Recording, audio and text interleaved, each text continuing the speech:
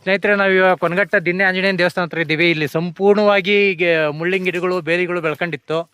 ಇಲ್ಲಿದ್ದ ಎಲ್ಲ ಬೇಲಿಯನ್ನು ಕತ್ತರಿಸಿ ಅಲ್ಲಿ ಹಳ್ಳಕ್ಕೆ ಹಾಕಿದ್ದೀವಿ.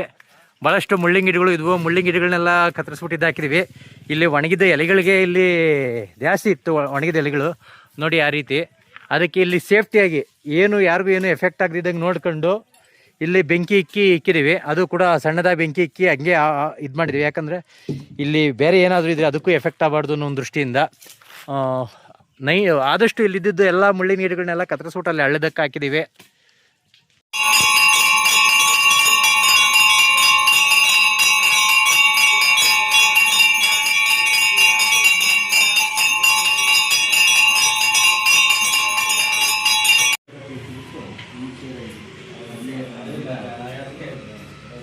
ದೊಡ್ಡಬಳ್ಳಾಪುರ ದೇವಾಲಯಗಳ ಸ್ವಚ್ಛತಾ ಸಮಿತಿ ತಂಡದವರಿಂದ ಈ ದಿವಸ ಕೊನಗಟ್ಟ ಗ್ರಾಮದಲ್ಲಿ ಶ್ರೀ ದಿನ್ಯಾಂಜನೇಯ ಸ್ವಾಮಿ ದೇವಾಲಯದ ಆವರಣದಲ್ಲಿ ನೆಲೆಸಿರುವಂತಹ ಗಿಡ ಗಡ್ಡೆಗಳನ್ನೆಲ್ಲ ಸ್ವಚ್ಛಗೊಳಿಸಿರ್ತೀರಿ.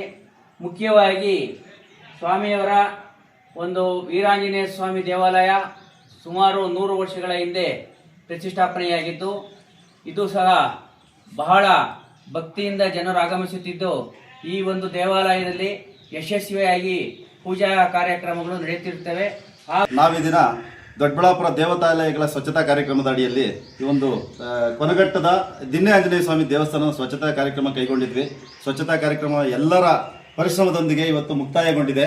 ಎಲ್ರಿಗೂ ಧನ್ಯವಾದಗಳು ತಿಳಿಸ್ತಾ ಇದ್ದೀವಿ. ಈ ಸಂದರ್ಭದಲ್ಲಿ ಈ ಕಾರ್ಯಕ್ರಮ ಆಯೋಜನೆ ಮಾಡಿದಂಥವರು, ಮುಖ್ಯವಾಗಿ ನಮ್ಮ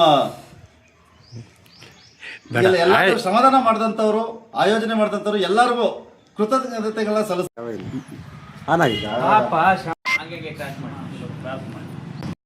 ಸ್ನೇಹಿತರೆ ನಮಸ್ಕಾರ. ಪ್ರತಿ ತಿಂಗಳ ಭಾನುವಾರದ ಸ್ವಚ್ಛತೆ ಮಾಡಿದಂಗೆ ಈ ವಾರನೂ ನಮ್ಮ ಕೊನಗಟ್ಟದ ದಿನ್ನೆ ಆಂಜನೇಯ ದೇವಾಲಯ ಸ್ವಚ್ಛತೆ ಮಾಡಿ ಒಂದು ಅರ್ಧ ಕೆಲಸ ಮುಗಿದಿದೆ. ಮುಂದಿನ ಭಾನುವಾರ ಇನ್ನು ಮಿಕ್ಕ ಕೆಲಸವನ್ನು ಮಾಡ್ತೀವಿ. ಇವತ್ತು ಯಾವ ರೀತಿ ನೀವು ಬೆಂಬಲ ಕೊಟ್ಟಿದ್ದೀರೋ, ಮುಂದಿನ ಭಾನುವಾರ ಕೂಡ ಬೆಂಬಲ ಕೊಟ್ಟು ಈ ಸ್ವಚ್ಛತಾ ಕಾರ್ಯದಲ್ಲಿ ಭಾಗವಹಿಸಬೇಕು ಅಂತ ಈ ಮೂಲಕ ತಮ್ಮಲ್ಲಿ ವಿನಯಪೂರ್ವಕವಾಗಿ ಕೇಳಿದೆ.